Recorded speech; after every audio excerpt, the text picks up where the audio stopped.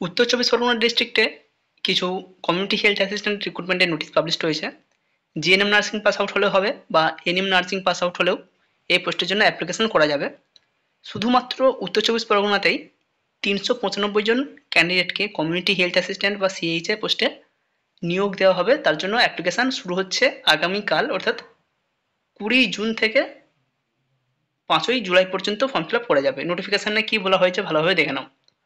Online applications are invited for engagement of employees under NHM Department of Health and Family Welfare, North Chobbish Pargona on purely contractual basis. পুরোটাই contractual বেসিসে রিক্রুটমেন্টটি দেওয়া হবে। Eligible applicants may apply online www.northchobbish-pargona-health.org এই যে ওয়েবসাইটটা দেখছো এই ওয়েবসাইটে গিয়ে ফিল আপ করতে হবে। আমরা ফিল আপ করাটাও প্রসেসটা দেখিয়ে দেবো, আশা করি ফিল আপ করতে পারবে। www.wphealth.gov.in এই জায়গাতে তোমরা নোটিশটা পেয়ে যাবে, কিন্তু এখান থেকে ফর্ম ফিল আপ করতে পারবে না।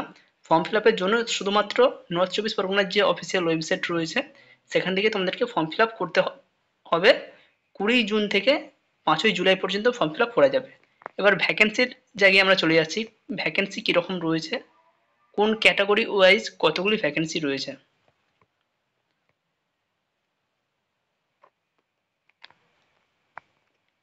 টেবিল নম্বর ৭, vacancies under NHM NUHM.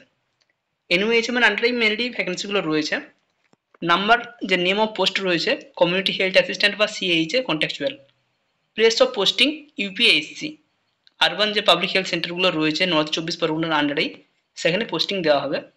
Monthly salary দেওয়া হবে ১৩,০০০ টাকা পার মান্থ। এখানে একটা বিষয় প্রথমে বলে রাখা উচিত, সেটা হচ্ছে শুধুমাত্র নর্থ চব্বিশ পরগনার যারা পার্মানেন্ট রেসিডেন্ট তারা এখানে অ্যাপ্লিকেশন করতে পারবে। নাম্বার অফ ভ্যাকেন্সি রয়েছে ৩৯৫। ক্যাটাগরি, যেই ক্যাটাগরি থেকে যতজন বা যতগুলো ভ্যাকেন্সি রয়েছে ইউআর ক্যাটাগরি থেকে ২১৮ জনকে নেওয়া হবে, এসসি ক্যাটাগরি থেকে ৮৭ জন, এসটি ক্যাটাগরি থেকে ২৪ জন, ওবিসি এ ক্যাটাগরি থেকে ৩৮ জন, ওবিসি বি থেকে ২৮ জন।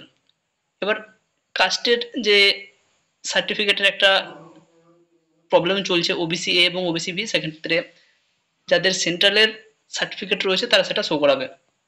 এলিজিবিলিটি টাইটেলের মধ্যে বলেছে দেখো, এএনএম পাস আউট হতে হবে উইথ রেজিস্ট্রেশন অথবা জিএনএম উইথ রেজিস্ট্রেশন। অবশ্যই বাংলায় কথা বলতে জানতে হবে এবং ৩ নম্বর পয়েন্টে স্পষ্টতই উল্লেখ করে দেওয়া রয়েছে পার্মানেন্ট রেসিডেন্ট অফ নর্থ চব্বিশ পরগনা ডিস্ট্রিক্ট। শুধুমাত্র ওখানের যারা ক্যান্ডিডেট রয়েছে তারা এখানে অ্যাপ্লিকেশন করতে পারবে। এজ লিমিট ২১ থেকে ৪০-এর মধ্যে হতে হবে ১/১/২০২৪ অনুযায়ী। যে সমস্ত ডকুমেন্টসগুলো লাগবে তোমার এএনএম বা জিএনএম এর মার্কশিট, রেজিস্ট্রেশনের একটা সার্টিফিকেট লাগে, এগুলোই তোমার ফর্ম ফিল আপের সময় প্রয়োজন হবে। ফটো এবং সিগনেচারও প্রয়োজন হতে পারে। এখানে কিন্তু পেমেন্টের কথা উল্লেখ করা নেই, কিন্তু পেমেন্ট তোমাদেরকে করতেই হবে। যারা অ্যাপ্লিকেশন করবে, যারা জেনারেল ক্যাটাগরির ক্যান্ডিডেট রয়েছে তাদেরকে ১০০ টাকা পেমেন্ট করতে হয় এবং যারা এসসি এসটি বা ওবিসি ক্যাটাগরির স্টুডেন্ট রয়েছে তাদেরকে ৫০ টাকা অ্যাপ্লিকেশন ফি পে করতে হয়। তো যারা ইন্টারেস্টেড রয়েছে, অলরেডি রেজিস্ট্রেশন সার্টিফিকেট রয়েছে, তারা তো অবশ্যই অ্যাপ্লিকেশন করবে। এর পাশাপাশি যাদের রেজিস্ট্রেশন সার্টিফিকেট এখন নেই, আপাতত রেজিস্ট্রেশন পাওনি, তারাও কিন্তু এখানে অ্যাপ্লিকেশনটা করে রাখবে। কারণ যতদিনে ভেরিফিকেশন হবে হয়তো ততদিনে তোমরা তোমাদের প্রফেশনাল সার্টিফিকেট বা ফাইনাল রেজিস্ট্রেশন সার্টিফিকেট যে কোনো একটা পেয়ে যেতেও পারো। এখন ভেরিফিকেশন কিন্তু হবে না, ফর্ম ফিল আপ এখন হচ্ছে, মোটামুটি ৬ থেকে ৭ মাস পর ভেরিফিকেশন হবে। সেই বেসিসে অবশ্যই অ্যাপ্লিকেশন করে রাখবে। যদি কারো পিডিএফ প্রয়োজন হয় 7074549271 এতে হোয়াটসঅ্যাপ করবে। Thank you.